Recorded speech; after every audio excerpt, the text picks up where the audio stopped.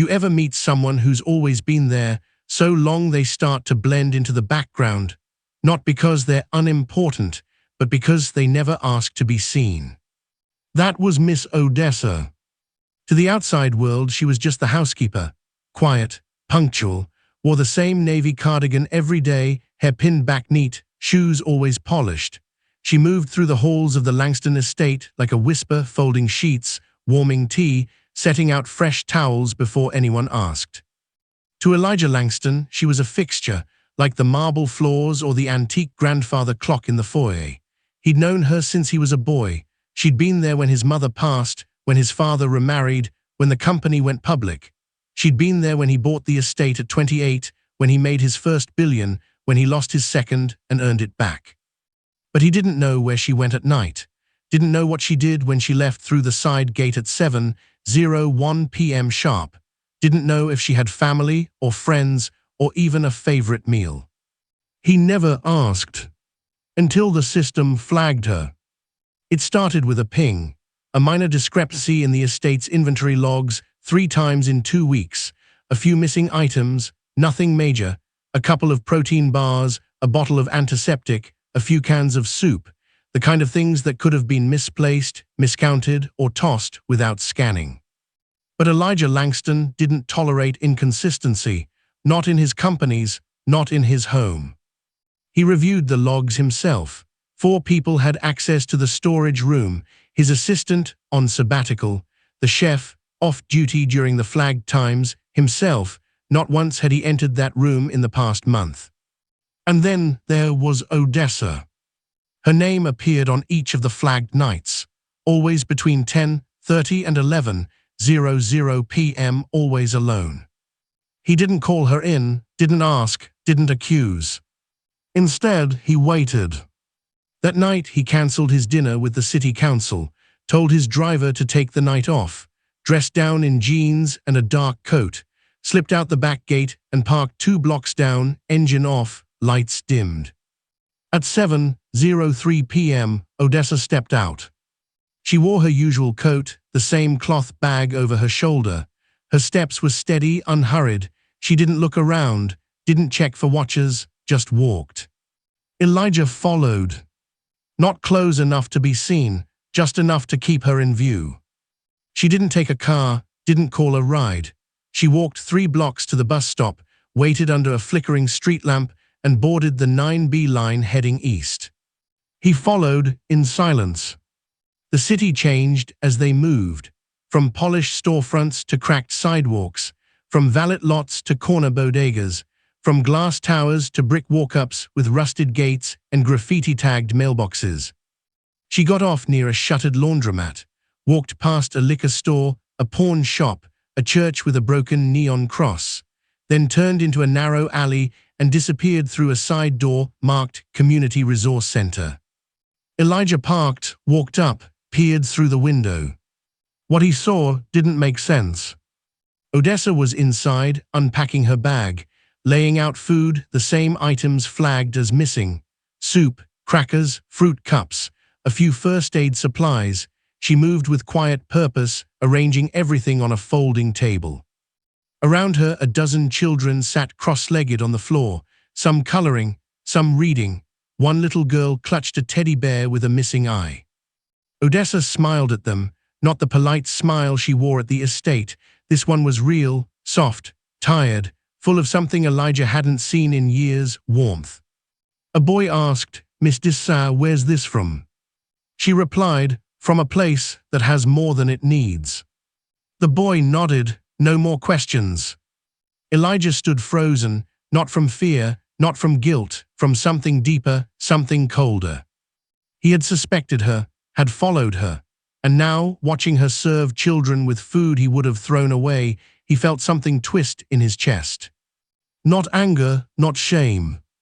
Just the quiet sting of being wrong. And the deeper ache of realizing he'd never really known the woman who'd raised him like her own. Elijah didn't sleep that night. Not because he was tossing or packing, not because he was replaying the footage in his mind. It wasn't that kind of restlessness.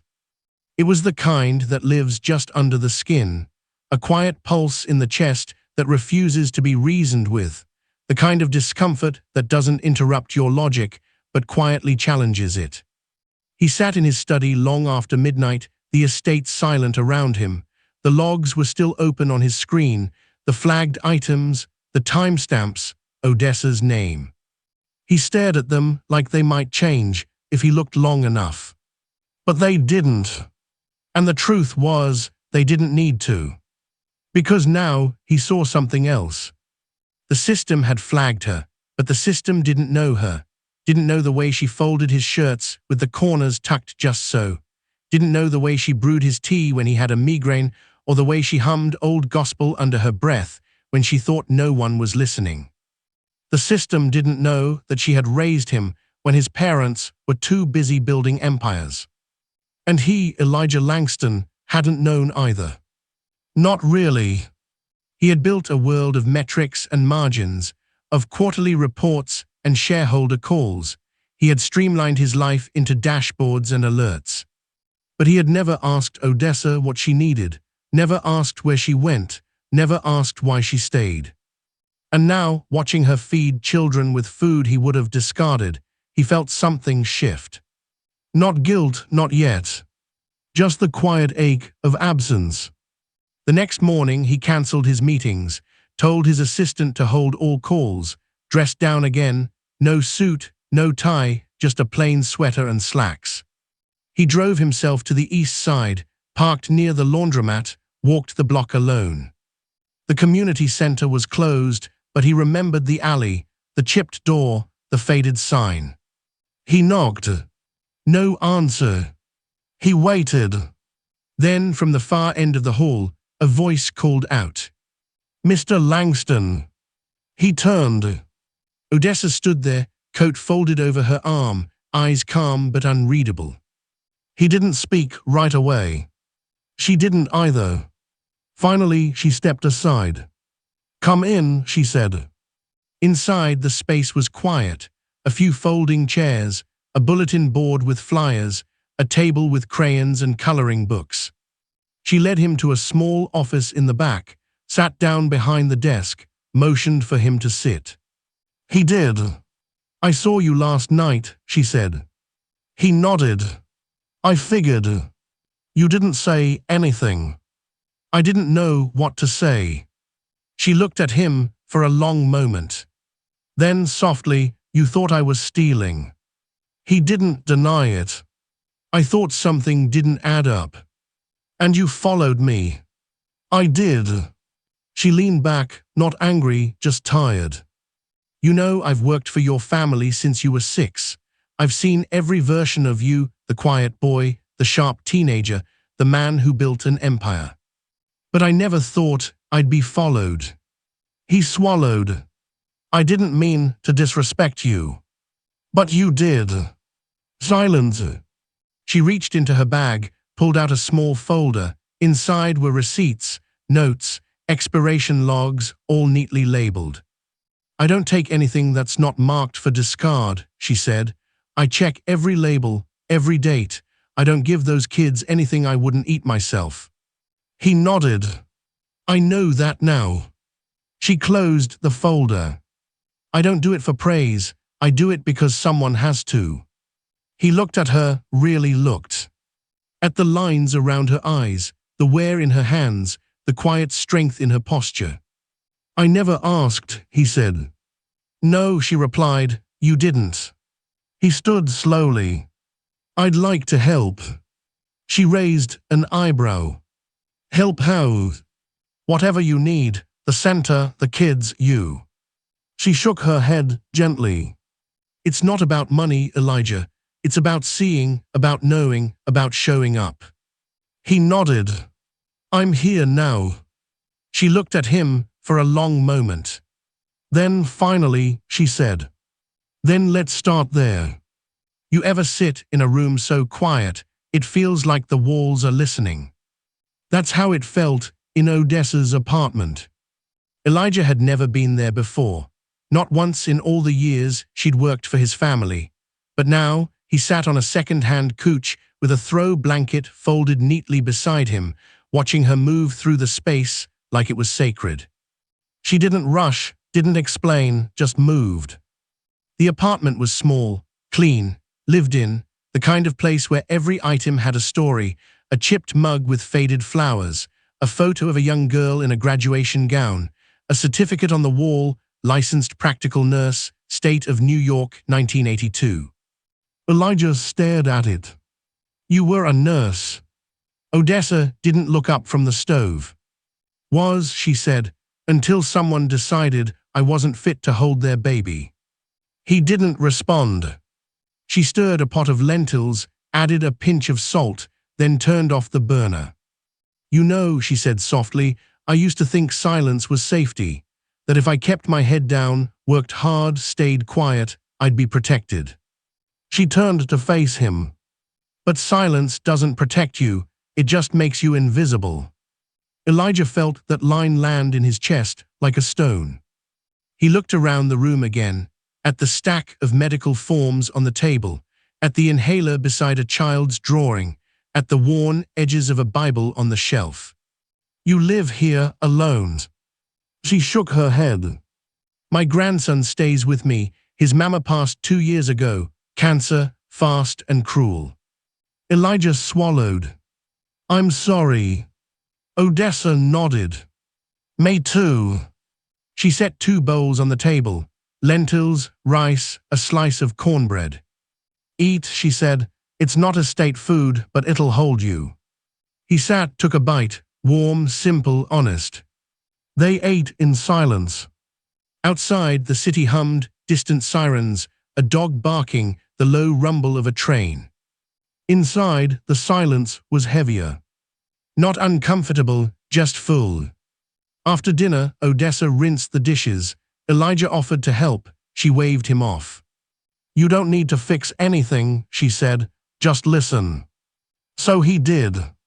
She told him about the center, about the kids, about the food she salvaged, about the nights she walked home alone, praying the lights would stay on. She didn't ask for pity. She asked for understanding. And Elijah, for the first time in years, gave it. Not with words, with presence, with silence, with the kind of listening that doesn't interrupt. When he left that night, she handed him a small container. For later, she said. He took it, didn't open it until he got home. Inside was a slice of sweet potato pie. Still warm, still real, still hers. 2 days later, Elijah returned to the community center. No driver, no assistant, just him. He walked in during the early evening shift. Odessa was setting out folding chairs. A few kids were already there, coloring, reading, one playing with a broken toy truck. She looked up when she saw him, didn't smile, didn't frown, just nodded. You came back, she said. I said I would. She motioned to a chair. Then sit. He did. For the next hour, he watched. Watched her bandage a scraped knee, watched her warm soup in a dented microwave, watched her help a boy with his spelling homework, sounding out each word with patience that felt like love. She didn't perform, didn't explain, just did. And in that silence, Elijah saw more than he had in years. He saw the way the kids leaned into her, the way they listened, the way they trusted her without question. He saw the way she moved, not like someone trying to be seen, but like someone who knew her place in the world and didn't need permission to occupy it. At one point, a girl tugged on Odessa's sleeve. Miss Dessar, is he your friend? Odessa glanced at Elijah. Something like that, she said. The girl nodded. He looked sad. Odessa didn't answer. Elijah did. I'm learning, he said softly. The girl smiled. Learning's good. Later, as the kids packed up to leave, Odessa handed each one a small bag, crackers, fruit, a juice box. Elijah watched her fold the last bag with care. You do this every night. Every night I can. Why didn't you tell me? She looked at him. Would you have listened? He didn't answer. She continued. People like me don't ask, we adapt, we find ways, we make do. He nodded. I want to change that. She raised an eyebrow. Change takes more than words. I know. She handed him a clipboard. Then start here, inventory, donations, paperwork, it's not glamorous. He took it. I'm not here for glamour. She looked at him for a long moment. Then, finally, she said, good, because dignity doesn't come with lights and applause, it comes with showing up. Elijah Langston had walked through hundreds of boardrooms, signed billion-dollar deals, and stood on stages where applause came like clockwork. But nothing in his life had prepared him for the quiet gravity of Odessa's living room. It was the third time he'd visited. This time he came with no clipboard, no questions, no plan. Just presence. Odessa opened the door wearing a soft gray sweater and jeans. Her hair was wrapped in a patterned scarf, and her eyes held the same calm as always, but something behind them had shifted. Not suspicion, not forgiveness, just awareness. You're early, she said. I didn't want to be late. She stepped aside. He entered. Louis was curled up on the couch, a blanket pulled to his chin. The humidifier hissed gently in the corner. A bottle of prescription medications sat on the table, half full. Odessa moved to the kitchen, poured warm tea into two mismatched mugs, and handed one to Elijah. He took it without a word. They sat. The silence wasn't awkward anymore, it was full, heavy with things unsaid but not ignored. Elijah looked around the room again, now familiar. The certificate still hung near the bathroom door, the photos still lined the shelf, but this time he noticed something new. A small frame tucked behind the others. He reached for it. It was a newspaper clipping, yellowed, creased. A photo of a young Odessa in a nurse's uniform standing beside a hospital cot. The headline read, Local nurse honored for service during Bronx fire crisis. He turned to her. You were honored. She nodded. Briefly, before they reassigned me. Why? She looked at him. Because a white mother said she didn't want a black woman touching her child. Elijah felt the words land like a slap. I'm sorry. Odessa didn't flinch. You didn't do it. No, he said, but I didn't know, and I should have. She sipped her tea. Knowing takes effort, most folks don't bother. He looked at her, really looked. At the woman who had ironed his suits, packed his bags, remembered his allergies, and never once asked for anything in return. You should have had more, he said. She smiled faintly. I had enough to keep going, that's more than most. He leaned forward. I want to help. She raised an eyebrow. You already said that. I mean it. She set her mug down. Then listen. He did.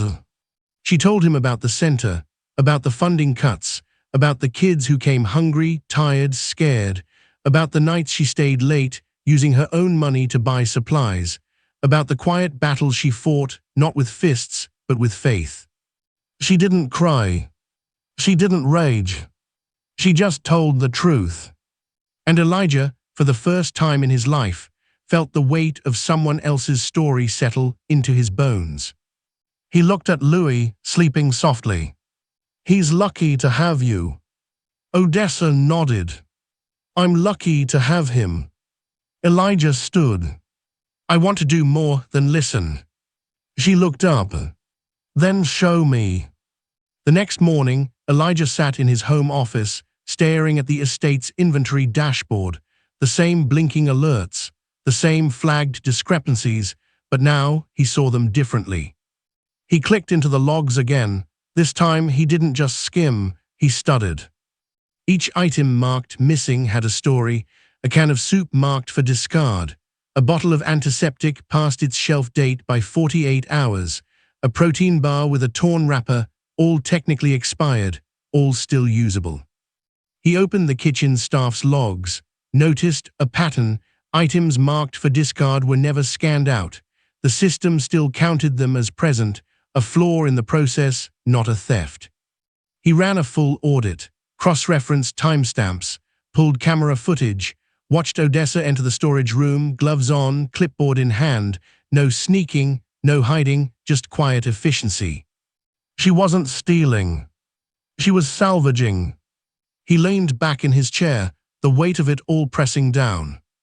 It wasn't just about food. It was about trust. About how easy it had been to doubt her. About how quickly he'd let the system define her actions without asking a single question. He opened her personnel file. 27 years of service, no complaints, no notes, no recognition. He clicked into the notes section. Typed. He hit save. Then closed the file. That evening, he returned to the apartment. Louis was on the couch, wrapped in a blanket, a low wheeze in his chest. Odessa sat beside him, a damp cloth in hand, her eyes tired but steady. Elijah stepped inside quietly. How long he been sick, he asked. 3 days, she said. Asthma comes and goes. Has he seen a doctor? She met his gaze. Soon.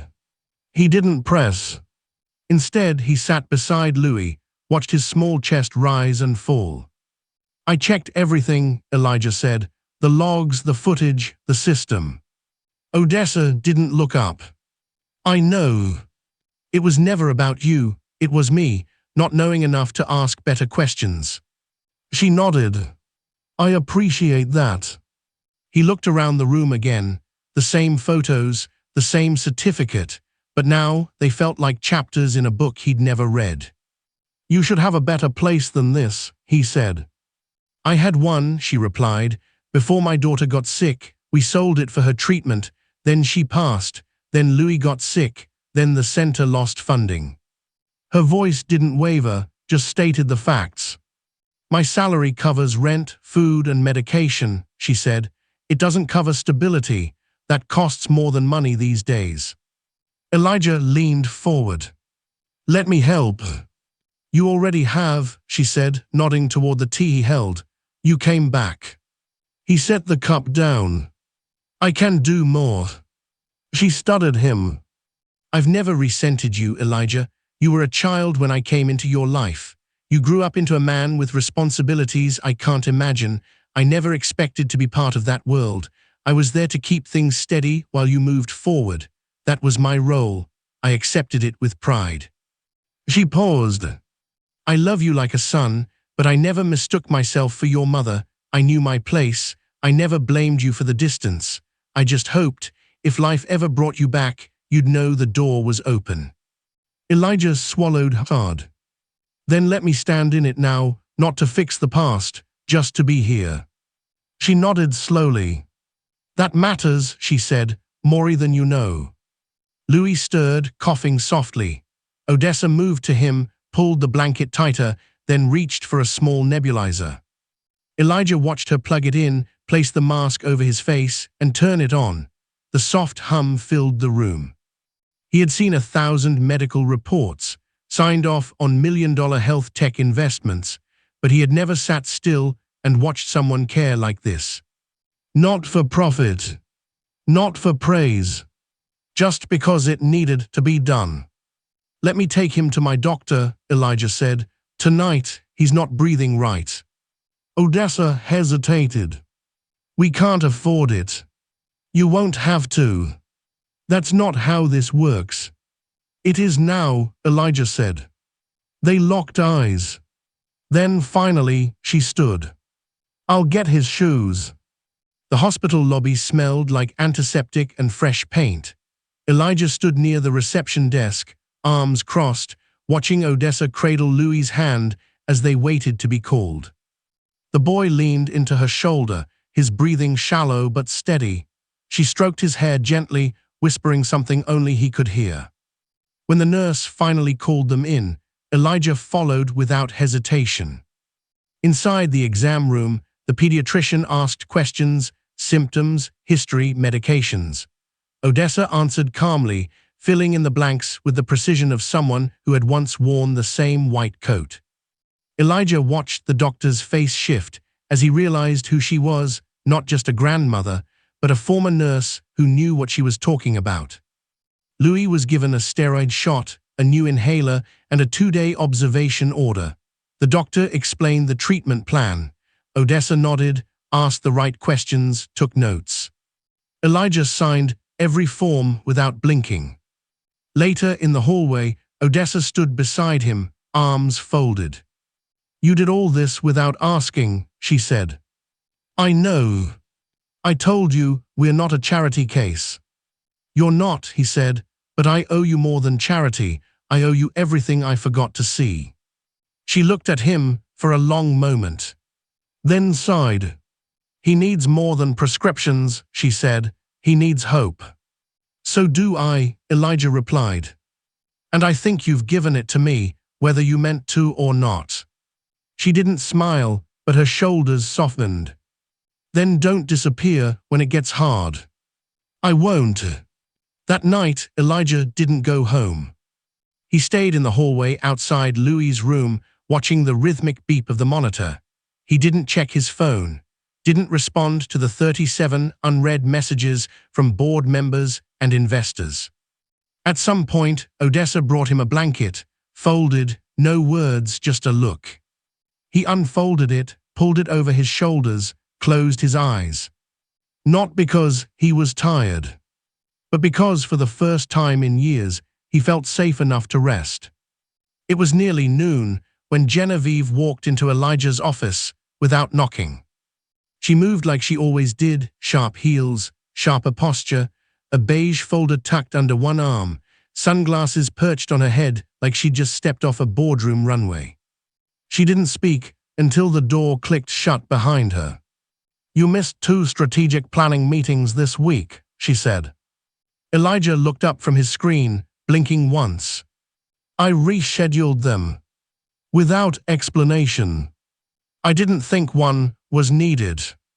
Genevieve exhaled through her nose, the way she did when preparing to deal with something unpleasant but necessary.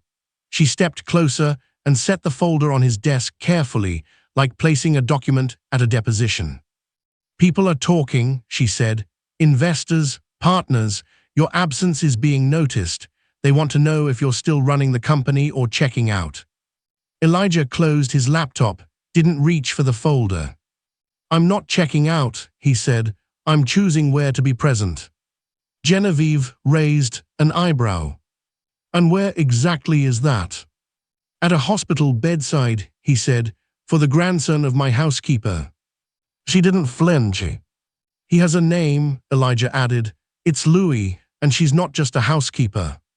Genevieve folded her arms. "I'm not here to question your empathy, Elijah. I'm here because we built something together, something real, something powerful, and you're threatening to undo it by letting sentiment guide your decision-making." He stood slowly, not to intimidate, just to meet her eye to eye. "What do you think we built?" She didn't hesitate. "Stability, authority, reputation, image." "That too," he said, "and in our world, image is everything." Genevieve nodded. "Exactly." Elijah walked around his desk and leaned against the edge, arms folded. "Let me tell you what I saw this week," he said. "I saw a boy struggling to breathe while his grandmother paced through a hospital waiting room trying to stay composed. I saw forms she couldn't afford to sign. I saw a woman who never asked for anything from anyone holding it all together with a plastic spoon and a heating pad." He paused. "And I saw a system, my system, that didn't account for her, not because she was invisible, but because I never bothered to look." Genevieve softened slightly, but didn't back down. "And how does that help the board, the foundation, your name?" Elijah took a breath. "It helps me become someone worth carrying." She didn't respond. He continued. "I used to think power meant control, efficiency, precision, but now I know it means presence. It means seeing the people who have always been there, even when you were. Genevieve looked at him for a long moment. Then finally, she said, "Then make sure they see you too." The Langston estate was quiet. Not the kind of quiet that came from silence, but the kind that followed change. Elijah stood in the hallway just past midnight, the soft lights adjusting automatically as he moved. The house responded to him like it always had, temperature stabilized, music paused, security synced. But tonight, none of it mattered. He walked past the kitchen, paused at the pantry door, opened it. Everything was lined up, labeled, restocked, perfect. And meaningless. He closed the door, turned out the light. In his study, the monitors blinked awake. Dashboards pulsed with efficiency, project timelines, investment tickers, environmental controls. He ignored them. Instead, he opened a blank document. Typed one line. "Some battles are won without raising your voice, only standing tall." He stared at it for a long time. Then saved it. Later he sat by the window, a cup of tea cooling in his hand. Outside, the city hummed distant traffic, the occasional bark, the low buzz of life continuing. He thought about Odessa, about the way she moved through the world without asking for applause, about the way she fed children with food others would have thrown away, about the way she held Louis's hand in the hospital, whispering comfort like a prayer. He thought about the photo on her wall of him as a boy, standing beside his grandfather, unaware that the woman behind him was holding everything together. He thought about the certificate, yellowed, curling, still proud. And he thought about the moment she said, "I love you like a son, but I never mistook myself for your mother." That line stayed with him. Not because it hurt, but because it told the truth. Odessa had never asked to be seen. But now Elijah saw her. Not as a maid. Not as a suspect. Not as a background figure in his life. But as a woman who had carried more than her share, quietly, gracefully, without ever dropping the weight. He picked up his phone. Opened the donation portal for the community center. Typed in a number. Then paused. Instead of his name, he typed, "In honor of Odessa James, for every child she fed, every life she steadied, and every truth she carried." He hit send. Set the phone down. Outside, the wind shifted. Inside, something settled. Not guilt. Not pride. Just clarity. He didn't know what tomorrow would bring. But tonight, he knew this. Respect isn't given by title. It's earned by presence. And sometimes, the strongest people are the ones who never asked to be seen, but changed everything when they finally were. If you've ever been doubted or dismissed, this story is yours too. Hit like if you believe in quiet strength.